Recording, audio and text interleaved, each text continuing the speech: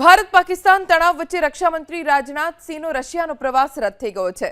હાલની સ્થિતિને જોતા રક્ષામંત્રીનો પ્રવાસ રદ થવો એ ખૂબ મહત્વની ઘટના છે, કારણ કે 9 મેના રોજ પીએમ મોદી પણ રશિયામાં યોજાનાર વિક્ટરી પરેડમાં સામેલ થવાના હતા, પરંતુ તેમનો પ્રવાસ પણ રદ થયો છે।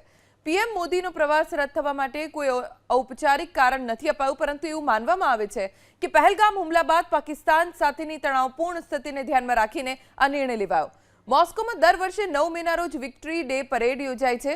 રશિયન સેના માટે આ પરેડ ખૂબ મહત્વપૂર્ણ હોય છે, જેમાં રશિયન રાષ્ટ્રપતિ વ્લાદિમીર પુતિન સામાન્ય રીતે મુખ્ય મહેમાન તરીકે હાજરી આપે છે અને ભાષણ આપે છે।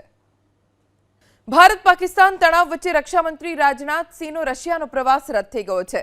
હાલની સ્થિતિને જોતા રક્ષામંત્રીનો પ્રવાસ રદ થવો એ ખૂબ મહત્વની ઘટના છે, કારણ કે 9 મેના રોજ પીએમ મોદી પણ રશિયામાં યોજાનાર વિક્ટરી પરેડમાં સામેલ થવાના હતા, પરંતુ તેમનો પ્રવાસ પણ રદ થયો છે।